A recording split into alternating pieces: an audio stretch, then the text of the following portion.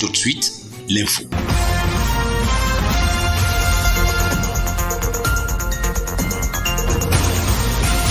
Afrique du Sud vers une crise interne de l'ANC. 30 jours, c'est le délai accordé au secrétaire général de l'African National Congress, ANC, Magashule, afin de libérer son poste. Accusé de fraude, blanchiment d'argent et vol, le cadre du mythique parti de Nelson Mandela a été sommé par ses pairs de quitter le parti. Ceci selon une règle interne entrée en vigueur l'année dernière, stipulant que tout membre poursuivi pénalement doit démissionner de son poste ou alors ce dernier est exposé à une suspension. Magashule, face à cette interpellation, a répondu négativement. Une situation qui pourrait créer une crise au sein de l'ANC. Le jugement pour les faits qui lui sont reprochés aura lieu en août de cette année. Une affaire qui est déjà considérée comme le plus gros scandale de corruption depuis la fin de l'apartheid en 1991.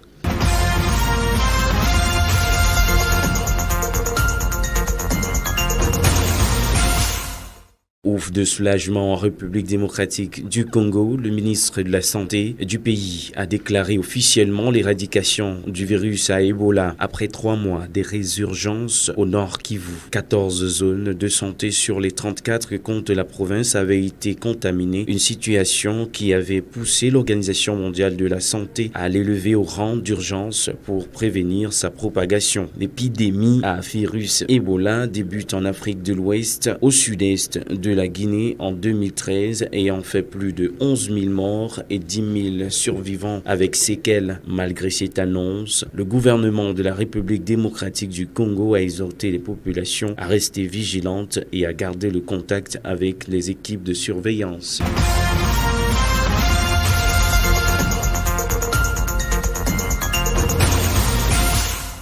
La ville de Douala a fermé ses portes au forum d'affaires de 2 jours qui s'est déroulé dans la salle de fête d'Aqua entre les hommes d'affaires sud-africains et leurs homologues camerounais. Le forum qui s'est déroulé du 5 au 6 mai 2021 avec pour objectif de dynamiser les relations économiques et les opportunités d'investissement entre les 2 pays. L'objectif de ce séminaire est de renforcer les liens économiques entre l'Afrique du Sud et le Cameroun. Et le choix de Douala montre simplement que Douala est une capitale économique et souligne l'ambition de Douala de renforcer sa position de capitale économique de l'Afrique centrale. À l'issue de cette rencontre, il est attendu que des entreprises sud-africaines, en plus de nouer des partenariats avec leurs homologues camerounais, viennent s'implanter au Cameroun et vice-versa.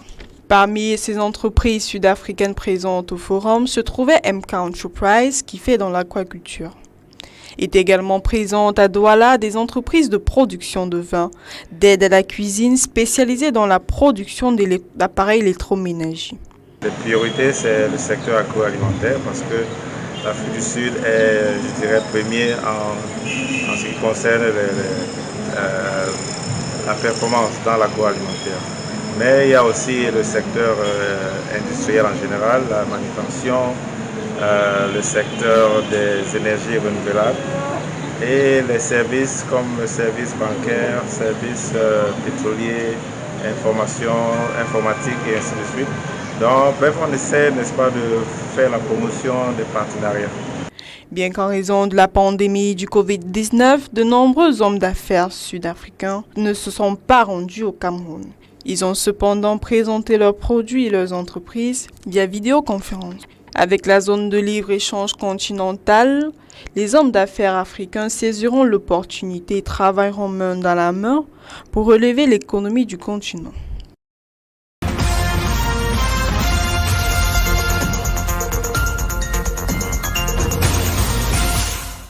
Lutte contre le Covid-19, la région de l'Adamawa s'arrime à la prescription gouvernementale avec la réception de son premier lot de vaccins le 5 mai 2021. Et le bon exemple est venu du gouverneur Kildadi Boukar qui s'est aussitôt fait administrer sa première dose de vaccin Sinopharm, de même qu'une vingtaine de personnes se recrutant parmi ses proches collaborateurs et quelques volontaires. De quoi convaincre les plus sceptiques. Cela doit être considéré comme une assurance vis-à-vis de nos populations. Nous avons donné l'exemple Cela signifie tout simplement que le vaccin est de bonne qualité. Il est là pour lutter contre le virus que nous connaissons. 8400 doses réceptionnées au total pour faire fléchir la courbe de la pandémie à coronavirus dans cette partie du pays. La ville de Ngaoundéré à elle seule enregistra environ 21 nouveaux cas par jour sur les 2 derniers mois. La première phase d'approvisionnement que nous avons eue sont destinées d'abord aux personnes vulnérables, c'est-à-dire le personnel de santé, c'est la instruction de la hiérarchie. Deuxièmement, nous pouvons prendre les personnels vulnérables en deuxième phase, c'est-à-dire ceux qui ont des comorbidités comme le diabète, l'hypertension artérielle, asthme, insuffisance rénale, VIH, sida et des personnes âgées de plus de 55 ans en montant. Le programme élargi de vaccination est à la manœuvre des opérations qui se poursuivront dans les centres de santé. Une opération qui n'occulte point le respect des mesures barrières édictées.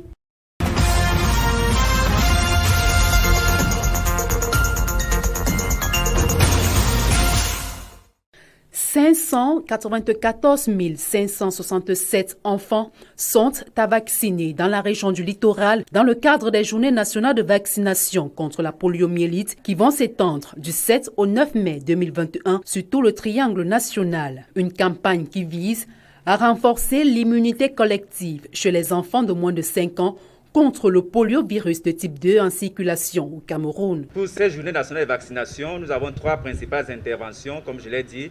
La vaccination contre la polio, c'est un vaccin oral. 2 gouttes de vaccins qui vont être administrées aux enfants de 0 à 5 ans. Également, la supplémentation à la vitamine A. La vitamine A va concerner les enfants âgés de 6 à 59 mois. Le déparasitant, un vermifuge qui va être donné selon les régions, ce sera l'albendazole ou le mébendazole. Et il concerne les enfants de 1 à 5 ans. Donc, il est question d'informer les parents sur ces différentes stratégies, ces interventions qui vont être administrées. Le vaccin est gratuit. Les équipes vont se déporter dans les ménages, dans les églises, dans les mosquées, dans les marchés. Ouvrez vos portes pour accueillir les équipes de vaccins. Ce vaccin, il est sûr, il est efficace. On se rappelle que le Cameroun avait été déclaré pays polio-free, entendez, pays où ne circule plus le poliovirus sauvage. C'était compté sans la porosité des frontières. Ajoutez à cela la baisse du taux de couverture vaccinale du fait de la COVID-19. Le risque demeure donc 11 cas ayant été recensés au Cameroun entre 2019 et 2020. D'où cette autre riposte en vue de l'éradication complète de la polio du sol camerounais. Pour ceux qui craignent d'être un surdosage de la vaccination, le vaccin il est différent d'un antibiotique. Vous n'entendrez jamais parler de surdosage.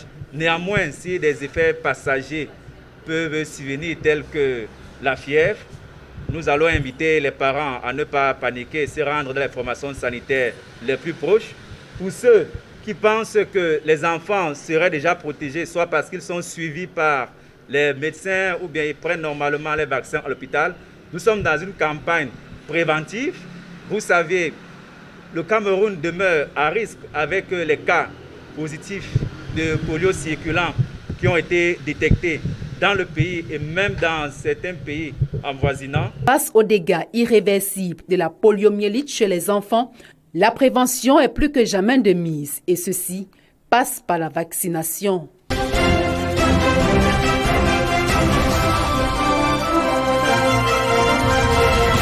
Douala has closed its doors to the 2-day business forum which took place at the Aqua Banquet Hall between South African businessmen and their Cameroonian counterpart. The forum, which ran from the 5th to the 6th of May 2021, had as objective to foster economic relationship and investment opportunities between both countries. This kind of event is to promote, partnership relationship from both sides.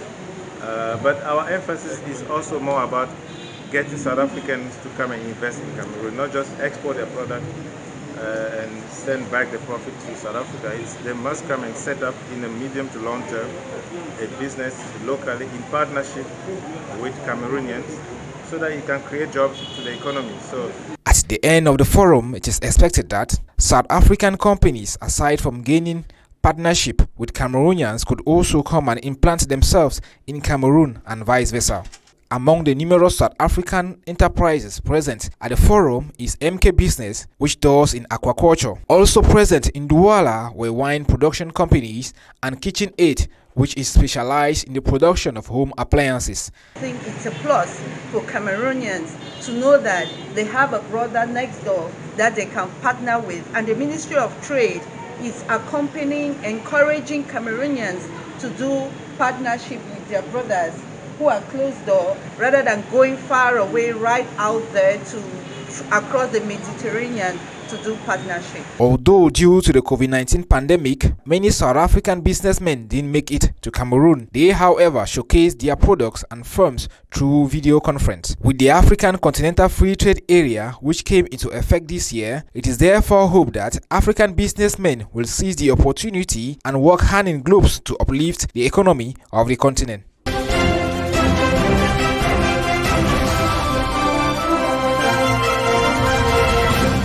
A delegation of South African businessmen is in Cameroon's economic capital, Douala, to bond economic ties between both countries. The South African delegation, which is led by the South African High Commission in Cameroon, Mrs. Mago, wished to promote the exchange of services, technologies, and equally encourage investment opportunities between Cameroon and South Africa.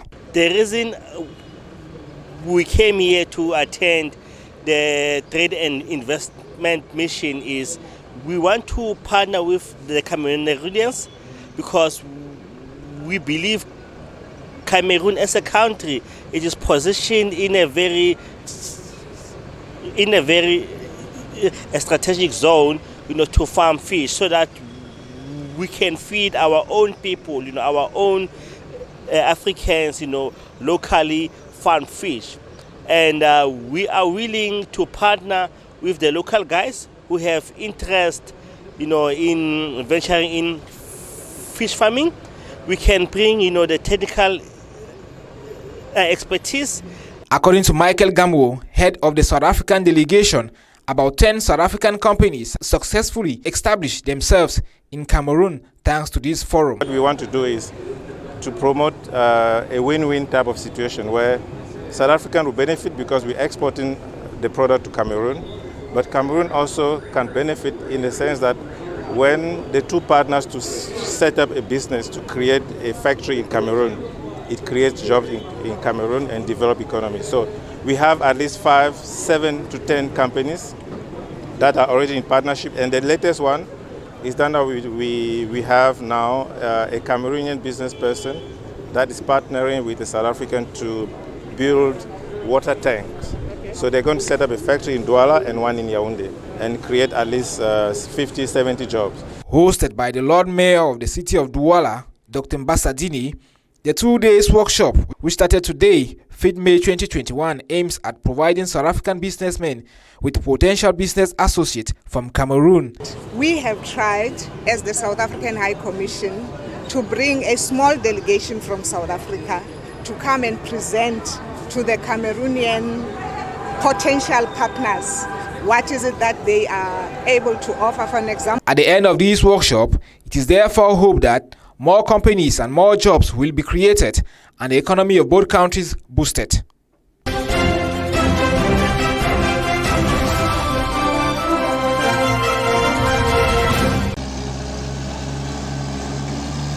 Heavy bulldozers demarcating community land into structure blocks such as major road paths, farming lands, playing grounds where children and youth can relax. This is Wonanango, a village found in the Membia community area in Bokwango Boya, southwest region of Cameroon, being given a facelift. Supervising this activity was the chief of Wonanango, Pastor Oscar Teke Etute. Well, I want to thank, first of all, my brothers who have left all the way from Limbe with the caterpillar, the team from Tico, from the day one right up to this particular day that we are ending, almost running up of the project, the first phase of our project. I want to thank God so much for us to demarcate plots and streets. According to the chief and his team, other priority areas will be to tap water from available catchments to ensure that this village has constant flowing water. In addition, health, education, among other structures, will also be developed in order to make this village habitable for its residents. Thus, it is time for all King's men who in the past had fled to neighboring villages to return back to the village, as Chief Oscar Teke appeals. A word to the sons and daughters of Onyenango is that I want to call on them. Please, people should come. Your chief is calling on you. There cannot be a chief without people. People should live out there. We can make this our village a city in the jungle, like our chairman will say. We can beautify it the way many people will jealous of it. So I'm calling on every sons and daughters of Onyenango village that they should come. The time has come. We have done our part. This outing was also an opportunity for Chief Oscar Teke to send a resounding warning to all those still illegally occupying vast pieces of lands meant for the villagers to back off and return the lands back to the indigenes.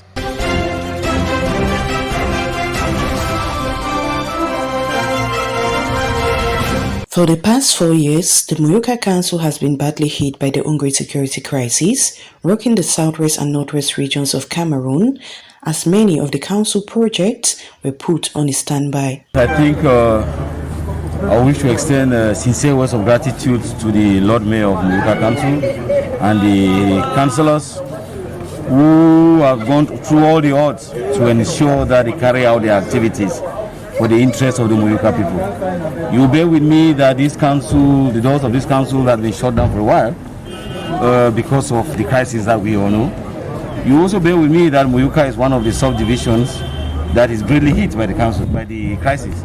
But the mayor and his entourage took all the odds to ensure that they open the doors of the council and thereby bring in administration closer to the council.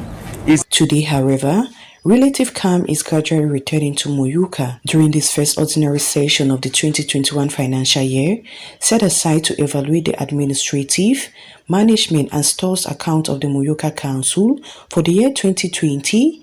It was revealed by Mayor Lazar that 65% of its projects were executed, amounting to over 50 million francs CFA, more than half of the projected income for the Muyuka Council for the year 2020. The village is there. People, the population, they are drinking water. The supply of the materials at the women's department here in Owerut. Cognizant with the challenges facing the council, the divisional officer of Muyuka subdivision, who presided over this budgetary session that held in Muyuka, enjoined the councillors to maintain the steam and throw their full support and collaboration to the mayor for better days ahead for the Muyuka municipality. Meanwhile, it was also resolved that more training should be organized for councillors, as the council remains one of the agents for the effective implementation of the decentralization process.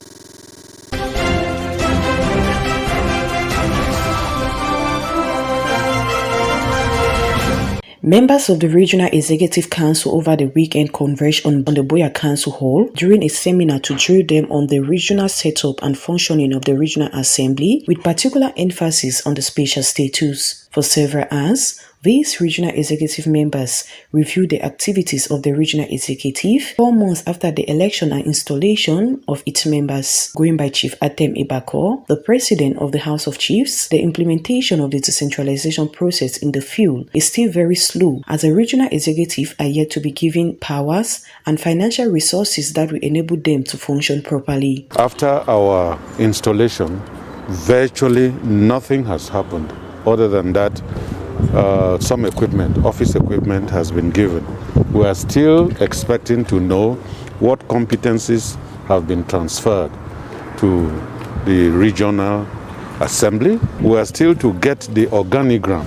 Thus, for the effective implementation of the decentralization process, there is a need for a clear text of application stipulating the content of the spatial status, as well as a clear organigram for the regional executive members. What I would tell you is we of the Regional Executive Council, we have faith in the decentralization process. Now that will has to be translated by his technical services, for that matter, the ministries. It should be recalled that the creation of the Regional Council in Cameroon was government way to boost development in the crisis-hit Northwest and Southwest regions, as slow development remains one of the premise put forward by the disgruntled separatists for the justification of their cause.